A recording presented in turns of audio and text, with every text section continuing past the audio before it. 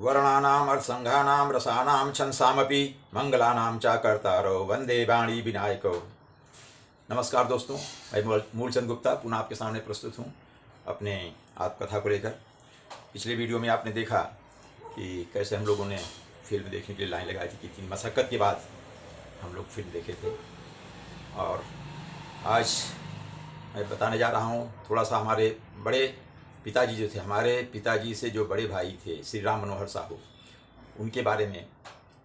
और उनको हम लोग बड़े बाबू कहा करते थे। तो बड़े बाबू बहुत ही दबंग व्यक्तित्व वाले व्यक्ति थे। समाज में उनका एक दबंग प्रभाव था, बहुत ही प्रभावित थे।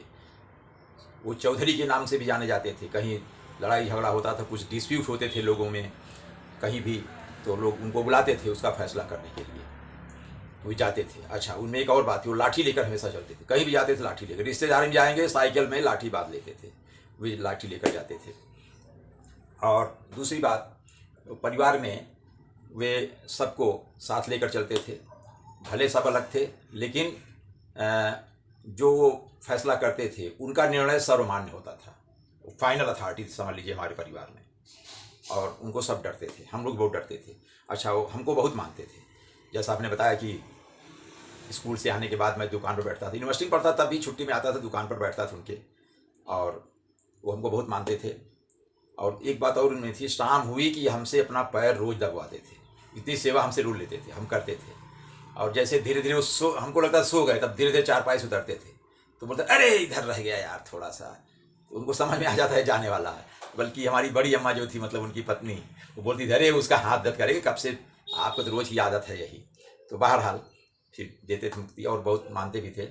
और एक बार अक्टूबर 1974 की बात है, सितंबर लास्ट वीक था, 1974 की बात है।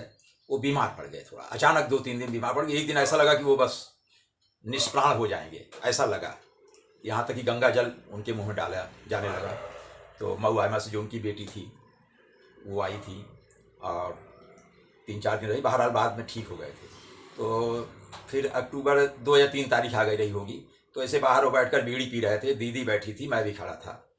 तो दीदी ने कहा बाबू अब आप तो ठीक हो गए ना, अब मैं जाऊँ अपने घर ससुराल। तो बोले जाओ बिट्टन, 8 दिन हमको कुछ नहीं होगा। ध्यान दीजिए मित्रों, 8 दिन उन्होंने बोला था, 8 दिन हमको कुछ नहीं होगा।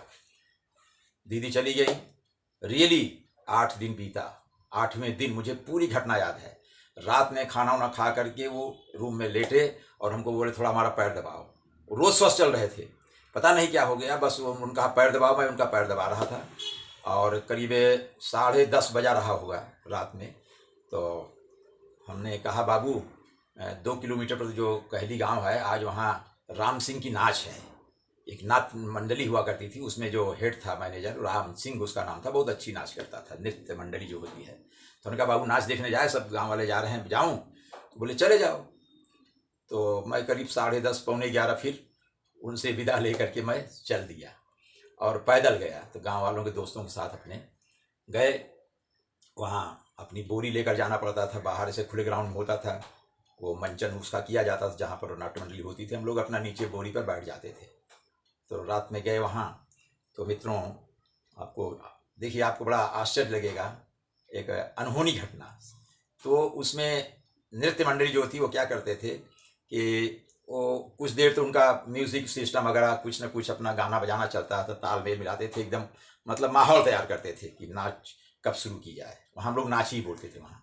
तो उसमें एक जोकर आता था जो विदूषक होता है, वो आता था, वो अनाउंस करता था कौन सा खेला खेला जाएगा, मतलब कौन सा नाटक होगा। तो एक जोकर आया जब, तो हम लोग उम्मीद कर रहे थे देखो कौन सा नाटक, कोई बोला ये खेलेंगे, कोई बोला हरिश्चंद्र खेलेंगे, कोई बोलता ये खेलेंगे वो खेलेंगे। तो आया तो उसके मुंह से क्या निकला, सुनिए ध्यान से। मूलचंद गुप्ता जहाँ भी हों स्टेज के पास आ जाएं, उनके गांव से एक आदमी आया है, उनके पिताजी का देहांत हो गया है। This was the announcement. अब मैं घबरा गया, उठा भागा जल्दी वहाँ से। तो पड़ोस का कोई था, याद नहीं कौन आया था। बोले अरे आपके बाबू खत्म हो गए। उनके बाबू, बड़े बाबू? बोले हाँ। अभी तो मैं उनका पैर दबा कर आया। अरे बोले खत्म हो गए भाई।